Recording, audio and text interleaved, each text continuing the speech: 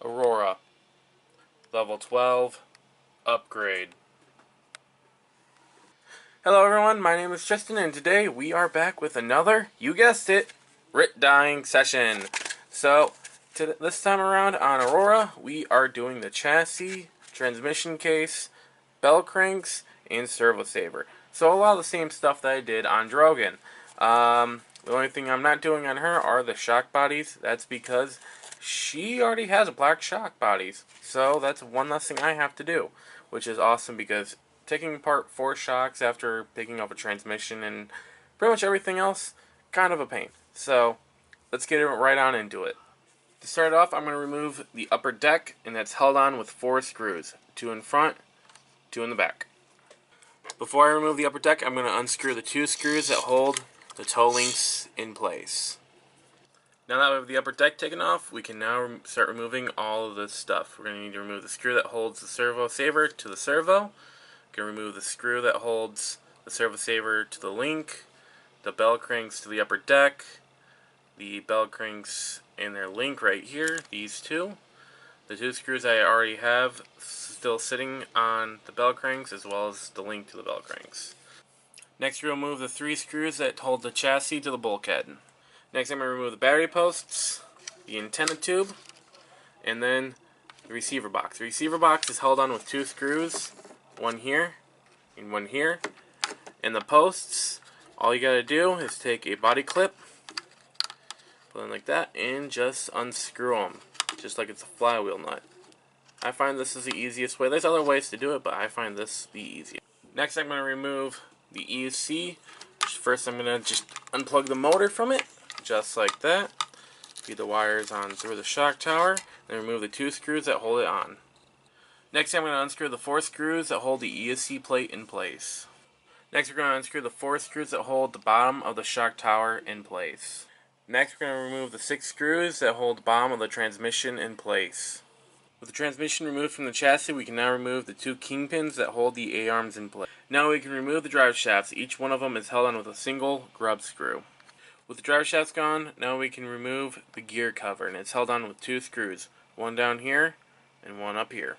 With the gear cover removed, we can now get at the pinion gear and slipper clutch assembly. The pinion gear is held on with a single grub screw, and the slipper clutch is held on with a single 7mm nut. With the nut removed, we can now remove the slipper clutch spring, the spur gear, the pad, the back plate, as well as this little tiny rod. You want to make sure you do not lose this little rod. The next thing we can do is now we can remove the motor. It's held on with 2 screws. With the motor out, we can now remove the 6 screws that hold the transmission case together. With the transmission case apart, we can now start taking all the gears out. We have our differential gear, our idler gear, and then our drive gear. Now we can go around using the bar from the idler gear and use this to remove all the ball bearings that are left in both halves of the cases. Got one there, one there. On the other side, we also have one here. And then we have one up here. This is going to be a little annoying. We just got to wiggle it back and forth until it pops out. And here we have all of Aroura's parts dyed and looking good. I gotta say, the black definitely looks a lot better than that gray. Even the transmission is still looking good, just like Drogan's transmission and chassis. And like as well, the bell cranks and servo saver did not come out black. They came out more of a brownish, dark gray. I don't even know what color to call them, because on the thin parts it's black, but on the more thicker parts it's more of a brown gray look. I don't know what to call it, but it looks kind of cool. It's not the best look, but it's something. So it's definitely not white, which is what I'm glad, because the white sticks out way too much. So now we are ready to put Aroura back together. We'll start by reassembling the Traxxas Magnum transmission, and to do that we will need to first install the 4-ball bearings that fit into both halves of the transmission case. They should just slide around in, but will require a little force to pop them all the way into place. But once you have all 4 of them in place, we'll be ready to move on to the next part.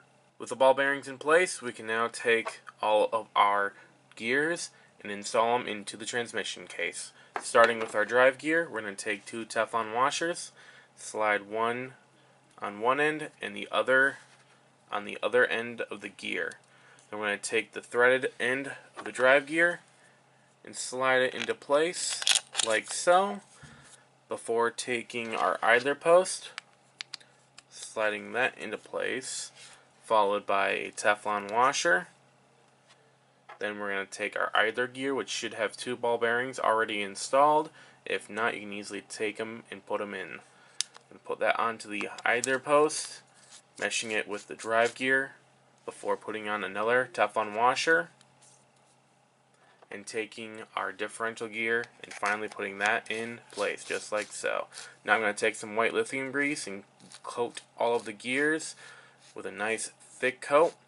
And then we're going to take the other half of the transmission case, meshing it together, and we're going to screw in the 8 screws that hold it into place. Once you have the transmission case put back together, you're going to need to put this piece of electrical tape over the hole in the bottom of the transmission. Unfortunately, I am out of electrical tape, so I'm just using a piece of painter's tape until I get some more on my next trip to the hardware store. Now it's time to reassemble the slipper clutch. That's easily done by inserting that small little bar that goes down here on the drive gear. Then we can put in the back plate for the slipper clutch, followed by the slipper disc, just like that. Just got to insert it in the right orientation. Then we can take our spur gear with the slipper pads and the rest of the slipper assembly, slide that on, before we can take our compressible spring, and then finally our nut. We can easily screw it down in place, and again, like before, I'm going to screw it completely down and then turn out 2 turns, and then when we're out running it, I'm going to adjust it accordingly. Next, we can attach the drive shafts. That's easily done by sliding them onto the output shafts of the differential gear and then screwing in the 1 screw that holds them in place. Now we can install the motor. That's easily done by sliding it into place and screwing in the 2 screws that hold it in place. Just remember not to tighten them all the way down because we still need to put the pinion gear in place. With our motor in place, we can now take our pinion gear, slide it on the end of the motor, making sure that the pinion gear is level with the spur gear. Then we're going to tighten down this ground screw here to hold it in place, and then we'll mesh up the 2 together just by sliding the motor on over. We want to make sure we have a good mesh.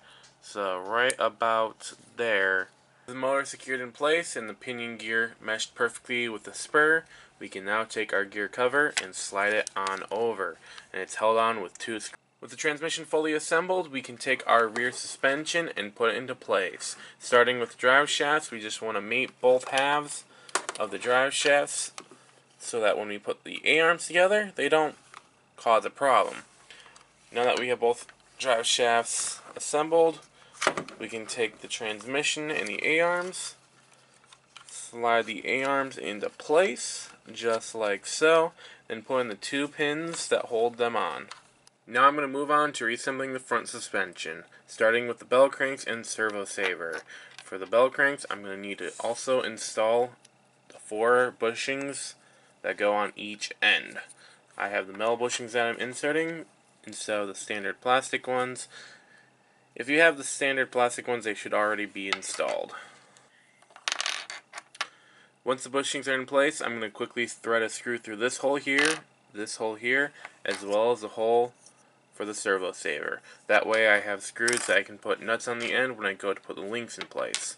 I'm also going to take our center link here, take the 2 shoulder screws that hold it to the other 2 halves of the bell cranks, and screw it into place. With everything in place, I can now take our servo link here, slide it on to the servo saver screw, topping it off with a nut, and then taking another screw and screwing it into this arm right here on the bell cranks.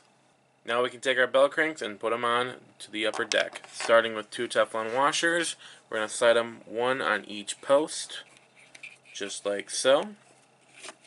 Then we can take our bell cranks, slide them in place, just like that. Then we could put down another 2 Teflon washers, just like that. And then we can slide in the cap head screws that hold them in place. But I'm also going to need to put on some metal washers, 1 on each one. They don't need to be big, they just need to be there. Once those are in place, we can then just slide them into place and screw them down. With the bell cranks now on the upper deck, I can now take the toe links from the front suspension and slide them on the screws I have left that I did not do anything with on the bell cranks. I'm going to put 1 nut on the end of them, and once that's done, I'm going to take the upper deck, slide it through the shock tower, and screw in the 2 screws that hold it in place. Now, there we go. Man, that servo needs to get replaced. But yeah, so as soon as you turn it on, all you want to do is make sure your transmitter is on as well, and that your steering trim is set to max for center, just like that. Now what we can do is we're going to take our RC, going to want to center the tires so they point straight at best as possible. Right there looks good. And then we're going to take our servo saver and slide it into place, just like that. And now when we turn our servo, everything should turn rather well. So yeah, all we have to do left is screw in the 1 screw that holds the servo saver in place, and we're ready to move on. Next we can take our front suspension, slide it on over where its spot goes on the chassis, press down right above the bell cranks so that the cap head screws sink into the chassis. Then we can screw in the 5 screws that hold it on. There's 2 on top right here, and then there's going to be 3 on bottom. Now we can start putting everything back onto the chassis, starting with the receiver box, and it's held on with 2 screws right here. 1 on this side, and 1 on this side. Now the fun part, which is installing the ESC plate. Where the ESC plate, I also have the extended mounts so that I can fit larger batteries into Aurora. But with that, that means I have to put 4 spacers on when I install this. So how I'm going to do it is I'm just going to lay the 4 spacers down onto the chassis ever so carefully before laying the ESC plate on top of him and screwing him down. It's a little tricky, a little annoying, but that's how I gotta do it. With the ESC plate in place, we can now take our ESC, slide it into place, and then screw in the 2 screws that hold it into place. All that's left to do is a couple small things, and that includes plugging in the motor to the ESC, which is easily done by feeding the wires through the shock tower and then plugging them into the other half for both positive and negative wires. Once you have both of them connected, we can now take our battery post with the little body clip in the place, so you can screw it down like a flywheel nut into both holes on either side of the battery compartment. After you have all of those in place, the final thing you can do is take our antenna tube, feed the antenna through it, just like that, and then slide it into place. And with that, we are done. Here is before.